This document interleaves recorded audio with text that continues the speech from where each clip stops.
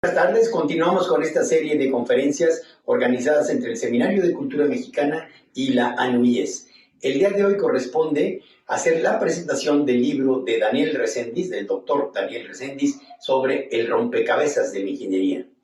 Presentación que nos va a hacer el doctor Gabriel Aupinet, un destacado doctor en ingeniería del Instituto de Ingeniería de la UNAM, que junto con el Seminario de Cultura Mexicana y ANUIES presentamos hoy esta publicación. Bienvenidos.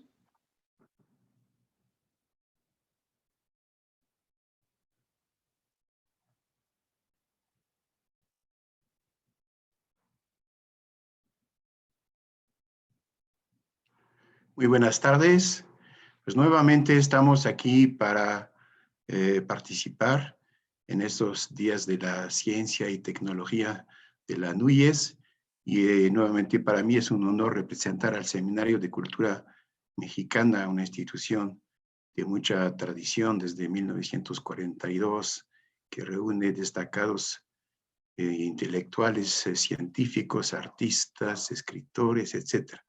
Bien, entonces en este caso me corresponde dar la tercera conferencia del programa que estaba previsto, que incluía cómo se forma el ingeniero, eso fue el 8 de febrero, la función social del ingeniero, el 11 de febrero, y ahora vamos a hablar del rompecabezas de la ingeniería, que es un libro del doctor Daniel Reséndiz.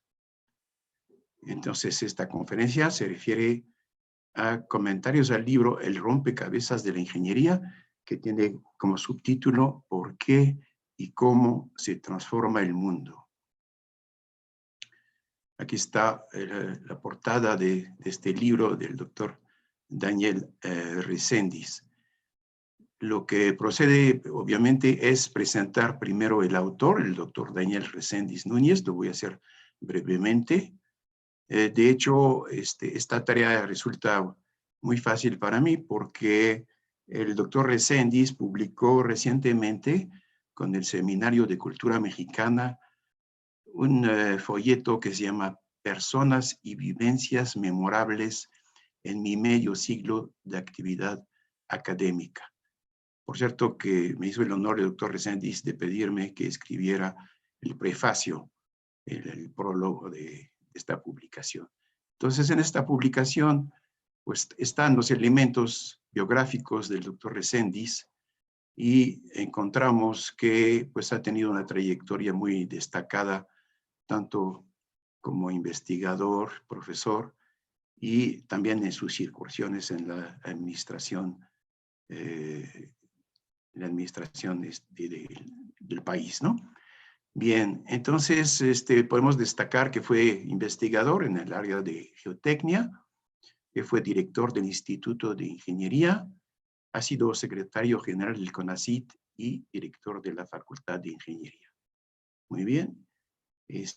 Por otra parte, tuvo entonces algunas incursiones en la administración, como subdirector técnico de la Comisión Federal de Electricidad, subdirector técnico de la Comisión Nacional del Agua y subsecretario de Educación Superior e Investigación Científica de la Secretaría de Educación Pública. Nuevamente en la Comisión de Electricidad llegó a ser subdirector de programación. Todavía es muy activo, es investigador emérito del Instituto de Ingeniería. En este texto al que me referí, que llamamos Personas y vivencias memorables en mi medio siglo de actividad académica, el doctor Reséndiz hace referencia a muchos de los profesores y grandes ingenieros que contribuyeron a la formación del propio doctor Reséndiz y que han tenido una influencia muy destacada en la profesión.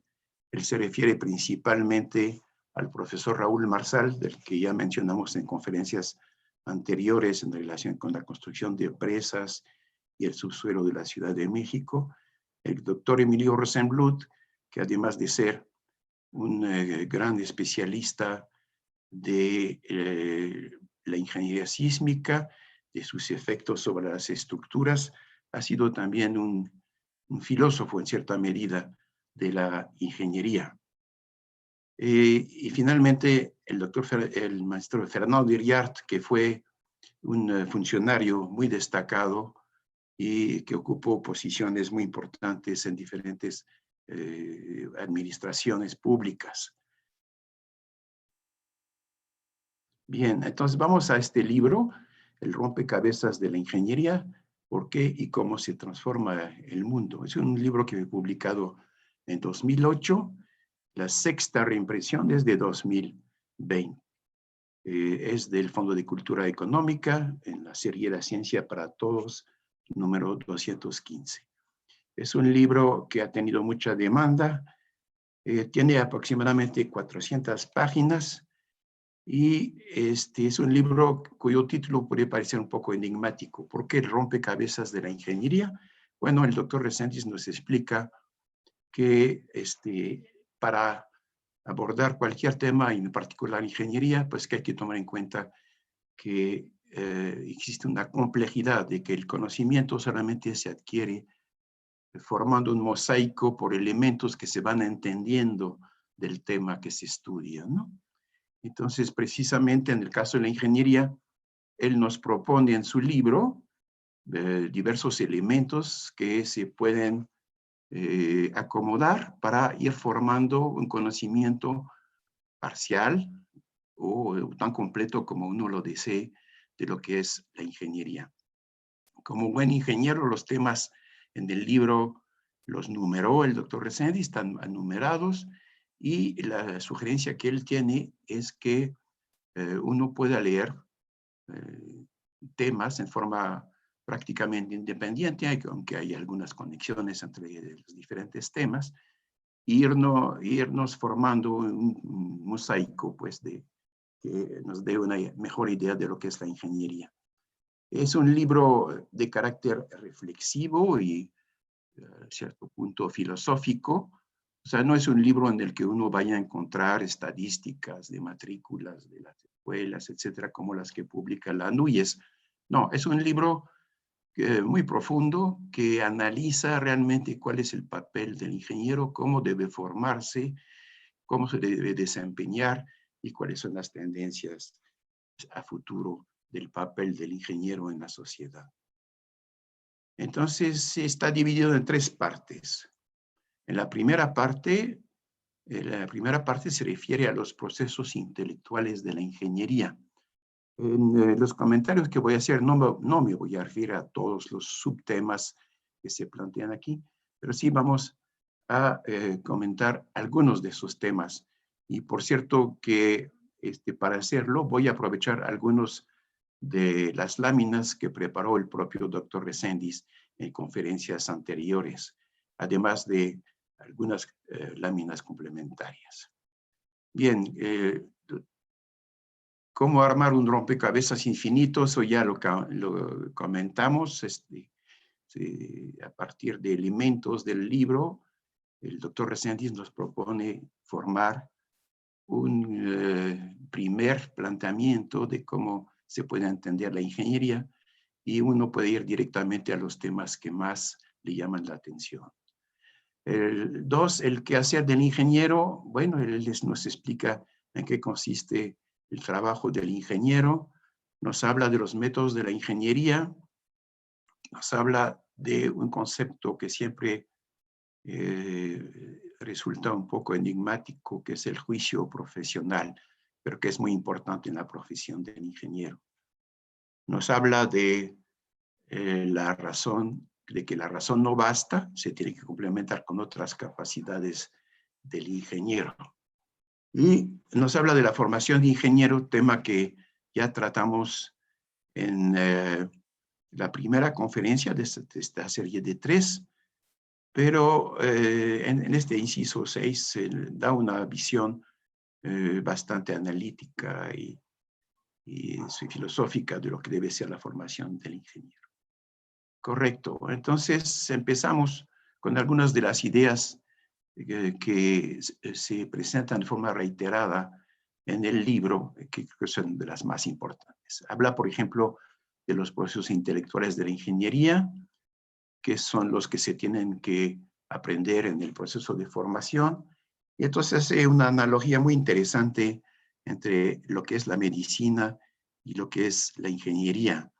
Esas dos ramas de las profesiones tienen puntos en común. De hecho, los procesos son bastante análogos. Para empezar, tratan en los dos casos con sistemas que generalmente naturales, o en cierta medida también artificiales, pero muy complejos, es decir, que son sistemas, obviamente el cuerpo humano es uno, pero también la naturaleza con la que tiene que tratar el ingeniero, pues es muy compleja, ¿no? Entonces, eso es una primera analogía. Pero también el doctor Reséndiz observa que en los dos casos se parte de un estado insatisfactorio de salud, en el caso de la medicina, o de condiciones materiales en ingeniería. Es decir, que en ingeniería nos plantean un problema, o la naturaleza nos plantea un problema, la estabilidad de un talud, etcétera, y esta situación no es satisfactoria y se tiene que identificar las causas, que es el segundo paso. Es decir, que se tiene que establecer un diagnóstico en los dos casos, en la medicina y la ingeniería. Y ya que se haya llegado a un entendimiento razonable del problema, pues se tienen que concebir y especificar soluciones, ¿no? En el caso de la medicina, pues se da una prescripción que deberá contribuir a mejorar el estado de salud del paciente. Y en el caso de la ingeniería, el ingeniero entrega un diseño de la solución que él considera que se puede dar al problema planteado, ¿no? La analogía realmente sí es muy grande, inclusive en este último punto, el doctor Reséndiz comenta sobre el peligro de dar soluciones que a veces son satisfactorias, ¿no? Es decir, que para dar soluciones satisfactorias hay que realmente ir al fondo del problema y son peligrosas las soluciones superficiales. En el caso de la medicina, dar simplemente analgésicos, ¿verdad? Pues no es dar una solución satisfactoria al problema de salud.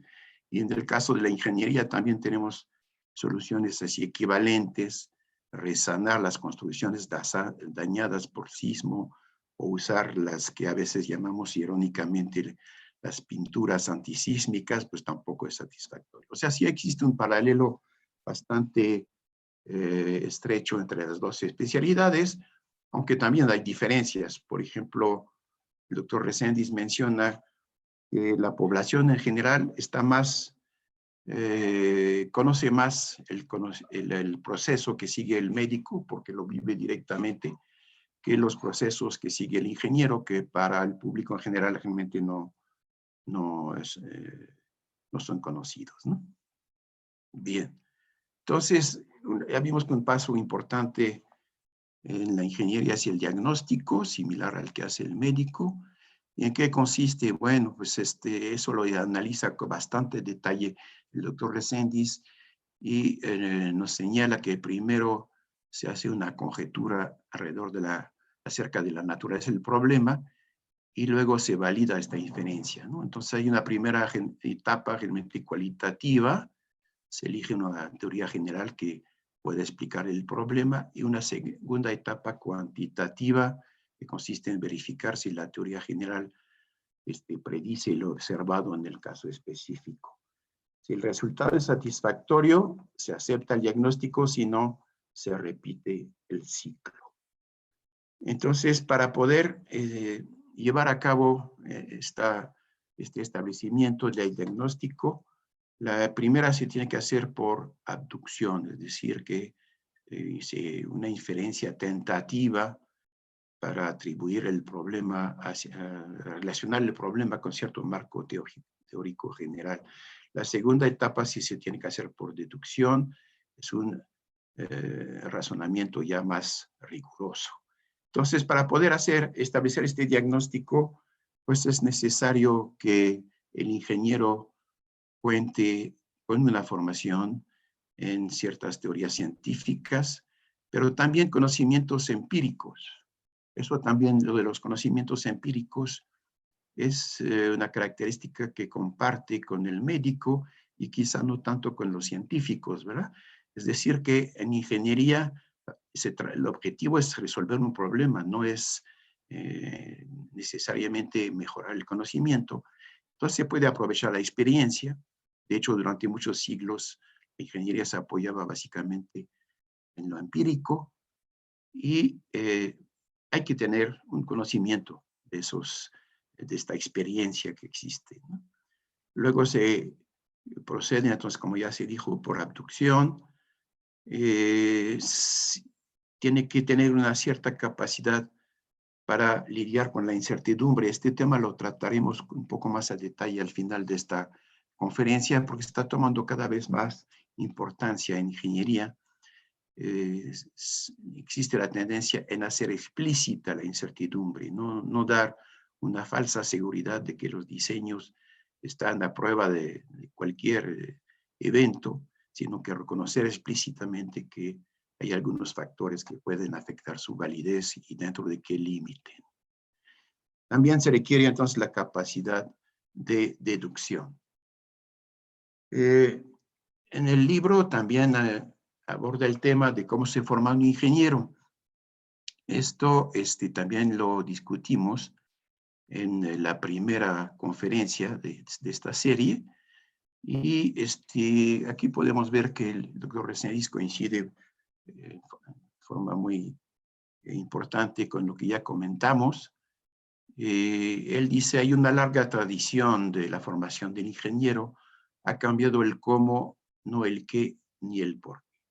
La cuestión interesa a los profesores, a los empresarios y a los ingenieros, no solamente a las escuelas de ingeniería, sino que las empresas de ingeniería deben involucrarse explícitamente en la formación del ingeniero.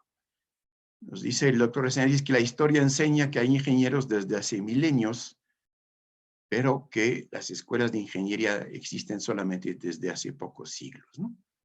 Y como ya lo mencionamos, antes del siglo XVIII se daba mucha importancia al empirismo, existían los maestros, ¿verdad? La construcción, por ejemplo, se basaba en construcciones anteriores. Si pensamos en las catedrales, bueno, pues se habían construido cierto número de catedrales y para avanzar se construía algo un poco más sofisticado, tomando en cuenta la experiencia previa, en particular las fallas que se habían presentado en el pasado, ¿no? Entonces los ingenieros aprendían en el pasado bajo la tutela de algún maestro y estaban supervisados por quienes ya sabían, ¿no? O sea, es el famoso aprendizaje, que no ha desaparecido totalmente. En países como Alemania, por ejemplo, el aprendizaje se considera como muy importante para la formación de técnicos e ingenieros. En la escuela, ya discutimos también en conferencia anterior la problemática de los planos de estudio y aquí en su presentación del doctor Reséndiz nos señala que la escuela aporta conocimientos, comprensión y capacidad para usar las ciencias básicas y sus métodos, ¿no? Pero también nos aporta conocimiento profundo de las ciencias de la ingeniería, sus alcances y sus limitaciones. Y también tiene que aportar potencial para actualizar y ampliar estos conocimientos y capacidades mediante el estudio autodidacta y la observación sistemática. Hay una parte interesante sobre el nacimiento de las escuelas. Él recuerda que las escuelas surgieron cuando la ciencia empezó a institucionalizarse y hubo una necesidad social de ingenieros. Ambas condiciones, de acuerdo con el doctor Reséndiz, se establecieron a plenitud en el siglo XVIII, llamado siglo de la Ilustración. Fue cuando se empezaron a fundar algunas escuelas de ingeniería, incluyendo aquí en México el Real Seminario de Minería, en Francia la Escuela de Puentes y Caminos, y muchas otras en diferentes países.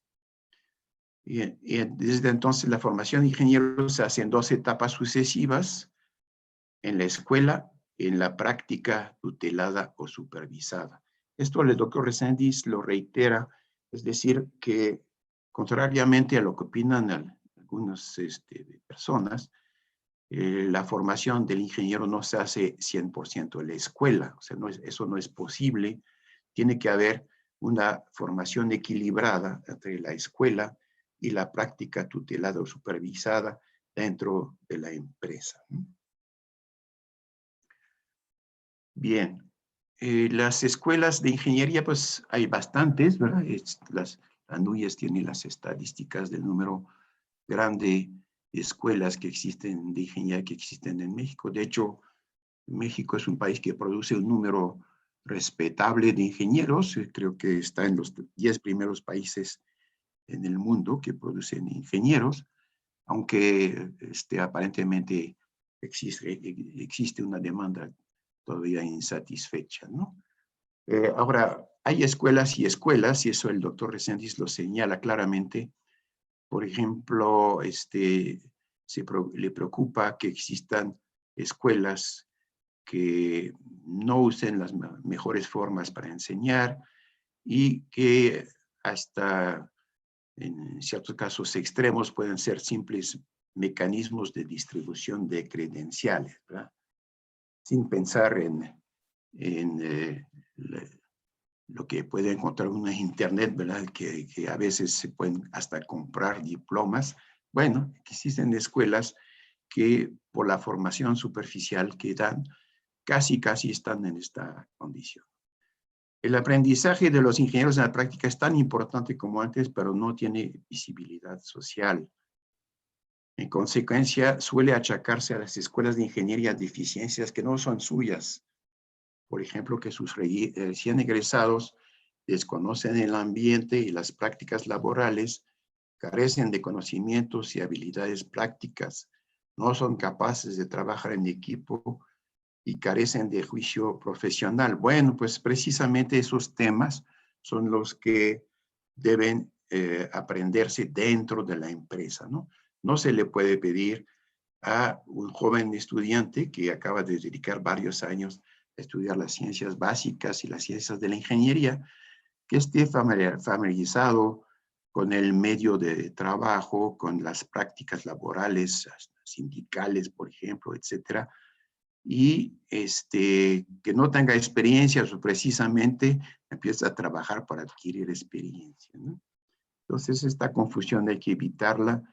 Y el peligro es que se le pida a las escuelas de ingeniería que formen personas que tengan conocimientos, por ejemplo, en administración de empresas, en contabilidad, etcétera, y que sean mano de obra económica para las empresas, pero que realmente no sean ingenieros. Eso es comprometer el futuro de esos jóvenes y tampoco corresponde al interés bien entendido de las empresas. Bien, las empresas deben proporcionar entonces los conocimientos extracientíficos necesarios para el ejercicio profesional, la capacidad de trabajar en equipo, los elementos de buen juicio profesional a través de proyectos que se encarguen a los recién egresados y conocimientos y capacidades crecientes conforme se trabaja con apego a ciertas prácticas. Muy bien, un punto que discute en el libro con bastante detalle es qué es el buen juicio. Es decir, que en un contexto donde existe mucha incertidumbre, es común decir, bueno, pues vamos a recurrir a alguien con experiencia y que nos diga con base en su juicio ingenieril qué es lo que conviene hacer, qué solución se le tiene que dar a tal o tal problema, ¿no? ¿Es el buen juicio? Bueno, de acuerdo con Locke de 1689, es la capacidad de asumir como verdadera o falsa una aseveración, aún sin tener a mano una prueba fehaciente. no es un don natural, es el producto de un esfuerzo intelectual expreso, es decir, proviene de la acumulación y la filtración de conocimiento, de la reflexión también, ¿no? Si se adquiere usando reiteradamente el conocimiento científico para hacer predicciones y luego compararlas con mediciones. Esto que en geotecnia lo llamamos el enfoque observacional es muy importante. Es decir, que el juicio del ingeniero se va formando a base de observar las obras que él mismo haya realizado o que sus colegas hayan realizado y observar los resultados de las mediciones que se hayan realizado y de ahí sacar las conclusiones en cuanto a la validez del procedimiento que se usó en el diseño y pensar que en el uso de esas conclusiones para obras futuras, ¿no? También debe existir la conciencia de que el trabajo en equipo es el ambiente más propicio para desarrollar el juicio profesional. Muy bien, con eso termina la primera parte. Y la segunda parte, el doctor Reséndiz lo dedica al entorno de la ingeniería, con varios subtemas que están aquí presentes y no los vamos a ver todos, pero vamos a analizar algunos conceptos que están presentados en esta segunda parte. Insisto, el doctor Reséndiz de su planteamiento menciona que cada uno de esos subtemas pueden ser elementos en cierta forma independientes que contribuyan a formar un mosaico que constituya un conocimiento quizás suficiente para algunos lectores de lo que es la ingeniería. Él menciona el tema de la ciencia e ingeniería.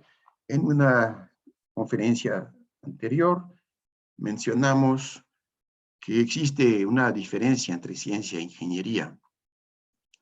El científico, dice esta frase, describe lo que existe, el ingeniero crea lo que nunca ha existido. Bueno, esto pone el trabajo del ingeniero bajo una perspectiva muy, muy favorable, ¿verdad?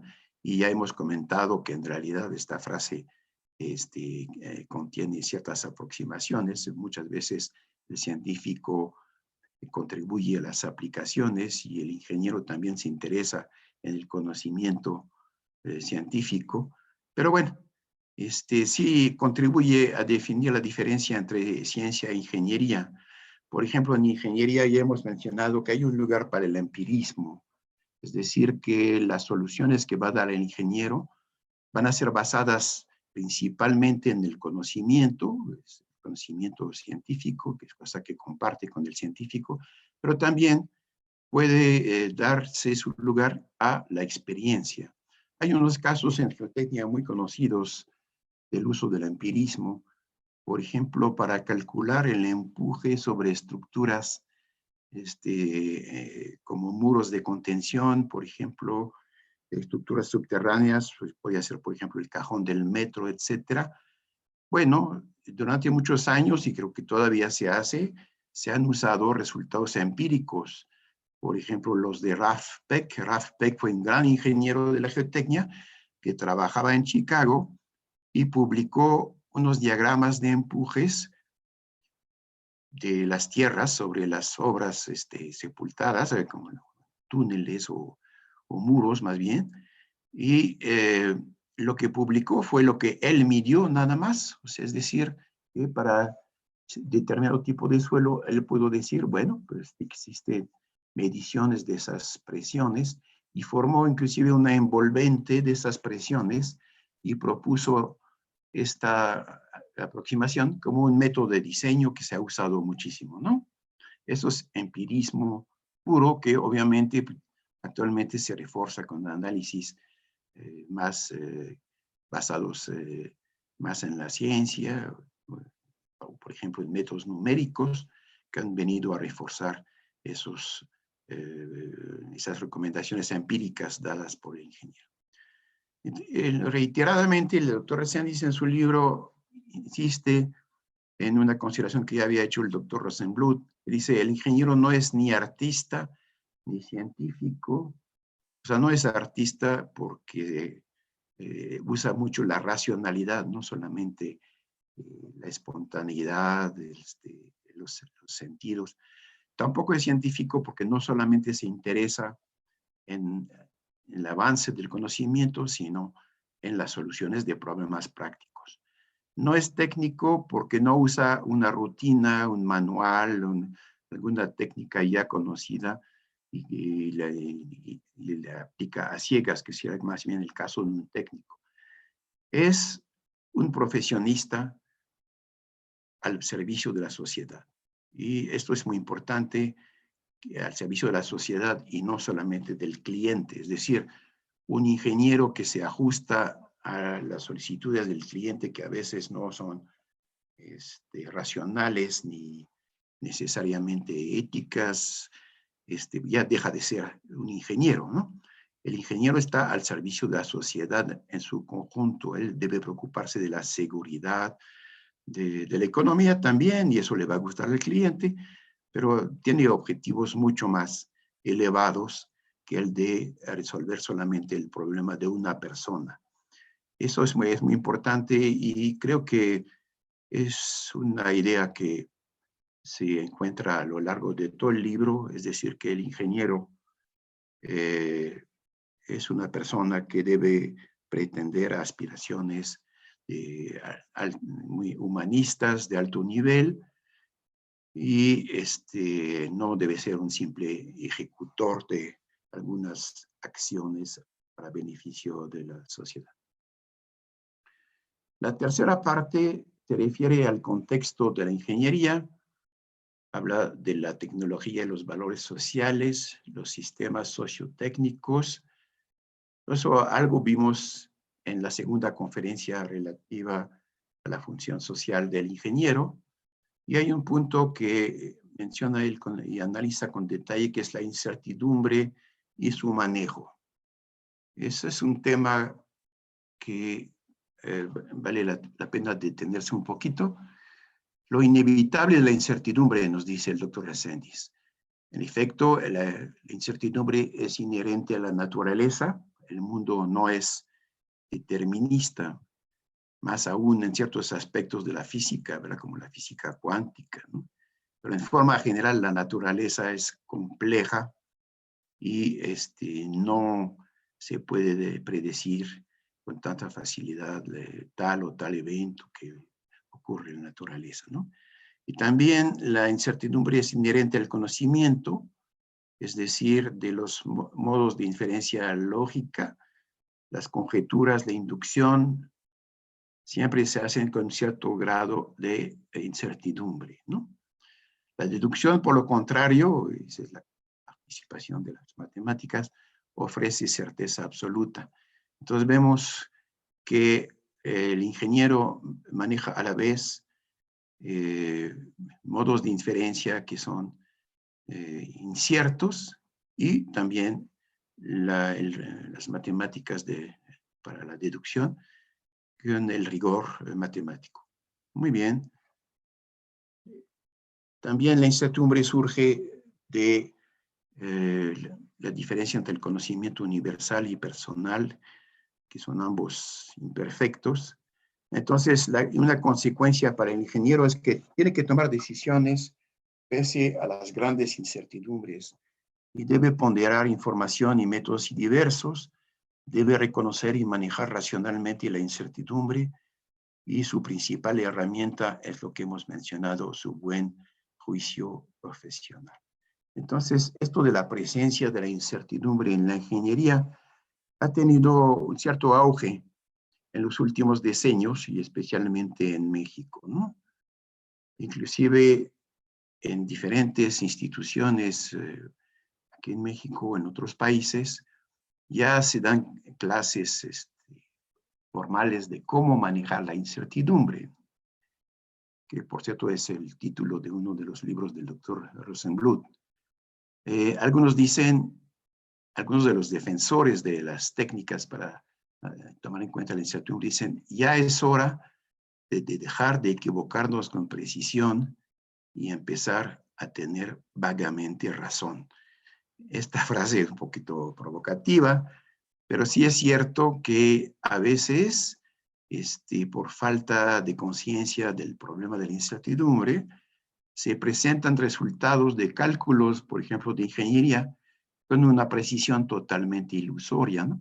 Esa es una cosa con la que tenemos que luchar a veces con los estudiantes, que nos presentan resultados de sus cálculos con 3, 4 o hasta 5 decimales, porque la computadora arrojó cifras que en realidad no tienen no son cifras significativas.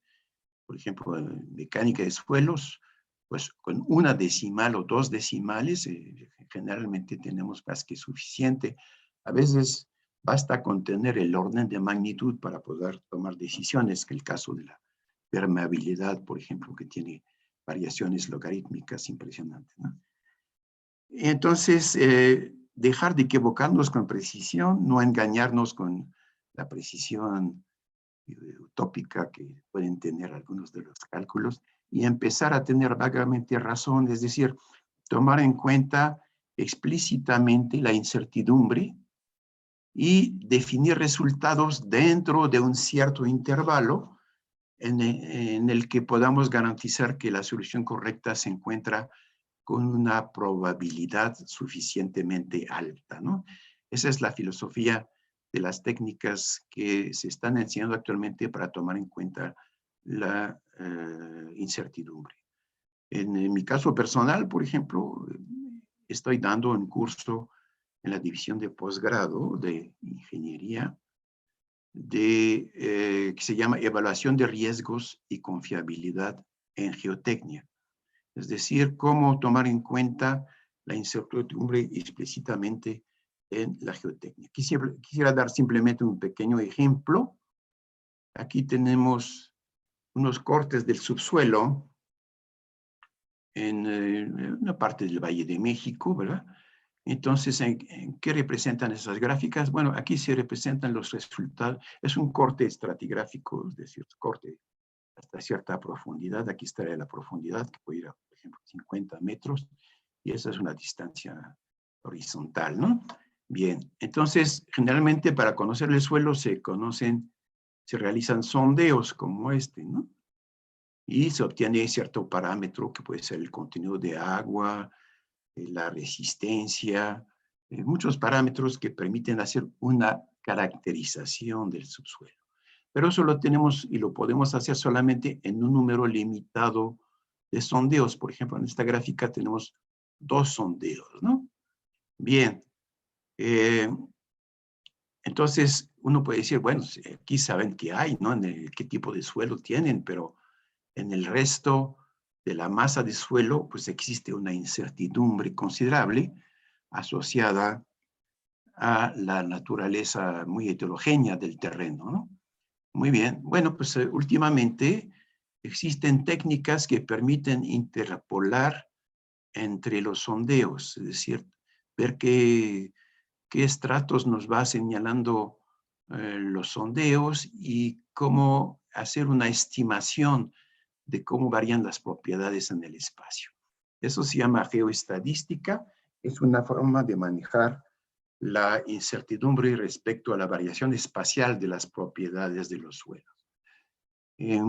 Esto se está aplicando, de hecho en el caso del Valle de México existen cortes transversales en muchas partes de la ciudad para diferentes proyectos importantes y se hace usando esta técnica de geoestadística y un método que se llama de Kriging. Kriging es un nombre feo que quiere decir simplemente estimación lineal basada en la correlación espacial que se detecta entre los diferentes sondeos. Muy bien, entonces, con base en esta técnica se pueden estimar cómo están los estratos, dónde están los mayores, en este caso es el contenido de agua, dónde están los estratos con mayor contenido de agua y cómo varían en el espacio, ¿no? Esa es la técnica de estimación geoestadística.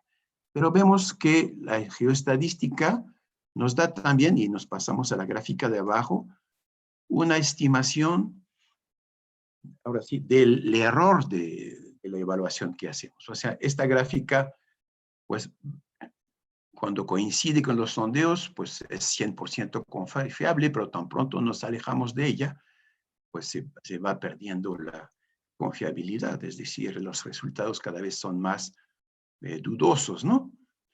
Entonces, la técnica matemática de la geoestadística nos permite precisamente cuantificar esta incertidumbre a través de un parámetro que se llama desviación estándar de la estimación, que podemos representar gráficamente. Entonces vemos que cuando coincidimos con un sondeo que ya se ha realizado, pues no hay incertidumbre, por eso está la luz muy blanca, ¿verdad? Pero conforme nos alejamos de los sondeos, pues aumenta el grado de incertidumbre y caemos en zonas donde más oscuras, donde el conocimiento no tiene la misma calidad, ¿no? Al volvernos a acercar a un sondeo, nuevamente la luz es más clara, ¿no? Y si nos alejamos y vamos hacia zonas donde se hicieron sondeos muy cortos, pues nuevamente tenemos una zona de incertidumbre. Entonces, esto es un ejemplo de cómo en la ingeniería moderna se va tomando en cuenta explícitamente la incertidumbre. Esas gráficas tienen su utilidad, en este caso particular, por ejemplo, esta zona de incertidumbre, pues nos marca precisamente el lugar donde convendría tener un sondeo adicional. Y aquí es lo que se hace en la segunda parte, la parte de la derecha de la gráfica, donde vemos que se ha realizado un sondeo adicional, es el sondeo central. Bueno, este sondeo central, y ya que se tengan los resultados, se puede combinar con los resultados de los sondeos anteriores para hacer una nueva estimación geoestadística. Vemos que con base en este sondeo ya cambió la imagen del subsuelo que tenemos, ¿no? Ya la estimación que se hace nos señala una zona aquí con alto contenido de agua que no estaba en esta zona. Y la presencia de este nuevo sondeo hace que la gráfica de calidad de la información, del error residual que queda después de esos sondeos, pues se vaya modificando mucho. Prácticamente ya desapareció casi esta mancha oscura y ya tenemos mejor información. Eso no es más que un ejemplo de técnicas que se están desarrollando. Otra sería el método del elemento finito estocástico. Estocástico es sinónimo de aleatorio. Es decir, tomar en cuenta explícitamente la incertidumbre en los análisis del ingeniero. Muy bien.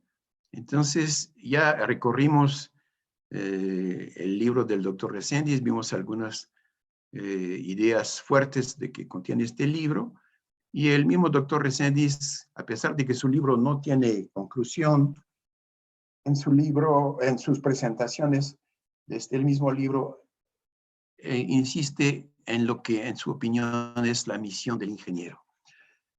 Retoma entonces algunos de los conceptos que hemos visto. Las funciones sustanciales del ingeniero no son científicas, es decir, no se pretende alcanzar la verdad a través de la ingeniería, porque ese no es el objetivo, ni tampoco son técnicas de simplemente aplicar conocimientos ya existentes para beneficio del cliente. No, su misión es profesional, es decir, tiene que servir a la sociedad y responder ante ella de lo que hace, ¿no? Eso principalmente en los aspectos de seguridad, de ética y otros aspectos, ¿no? Entonces, solamente cumple su misión si compatibiliza los intereses de sus clientes con los de la sociedad. Tiene que existir compatibilidad entre los intereses de los clientes y los de la sociedad. El contexto en que trabaja es de alta incertidumbre, eso lo acabamos de comentar. Ha habido avances entonces importantes en el arte de tomar en cuenta la incertidumbre en los diseños. Y él debe reconocer que sus diagnósticos y diseños conceptuales tienen subjetividad, pero son congruentes entre sí mismos y entre sí.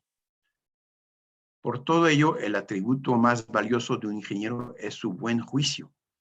El juicio ingenieril es fundamental, pero ya hemos visto que se forma no solamente a través de la formación básica y técnica que recibe en la escuela, sino a través de los proyectos que se van desarrollando.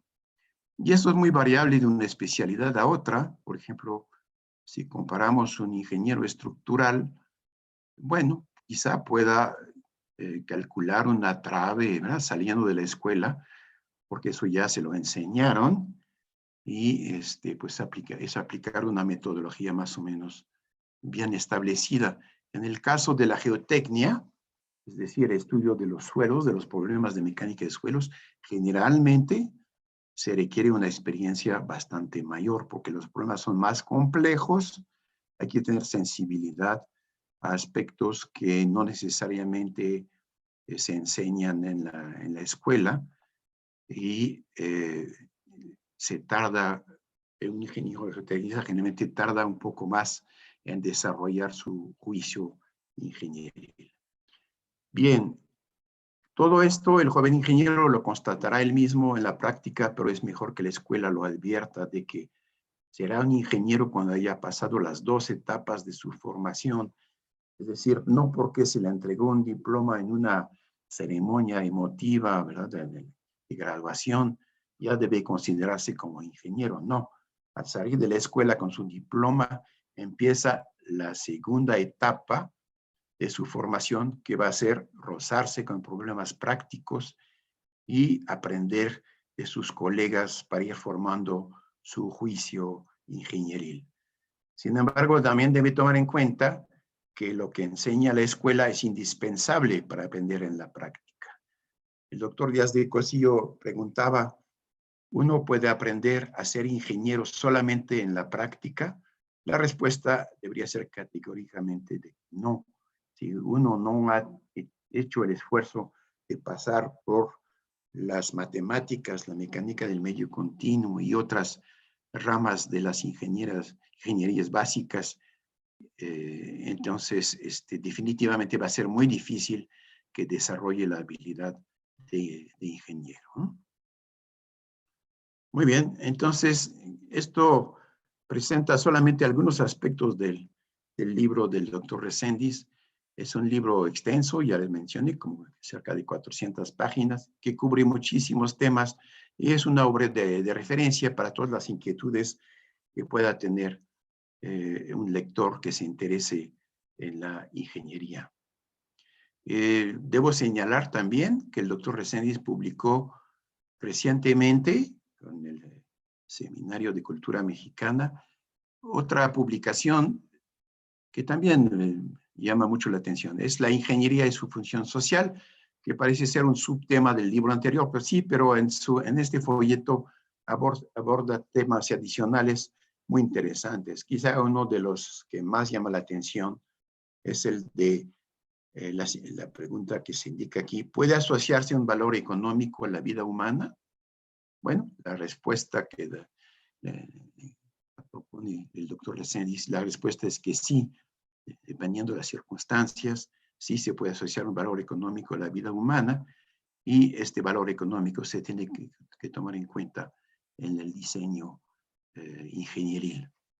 Entonces, una recomendación de que además del libro que hemos venido comentando, también puedan leer esta obra un poco más corta, pero que aborda temas trascendentales. Perfecto, con eso terminamos las 3 conferencias que teníamos programadas del cómo se forma el ingeniero, la función social del ingeniero y el rompecabezas de la ingeniería. Son temas muy amplios, seguramente en estas conferencias me he quedado corto respecto a varios temas, pero precisamente para eso está en particular el libro del doctor Reséndiz y otros libros sobre el mismo tema, y les recomiendo que se sigan interesando en la ingeniería, especialmente los jóvenes que tienen interés en estudiar esta rama, que pasen primero por la lectura de los libros que hemos venido comentando en esta última conferencia. Un agradecimiento nuevamente al doctor Daniel Reséndiz, que pues es el autor de este libro y el inspirador de todas esas reflexiones, y que ha sido mi tutor a lo largo de toda mi carrera en el Instituto de Ingeniería, al Seminario de Cultura Mexicana y al Instituto de Ingeniería de la UNAM. Muchas gracias.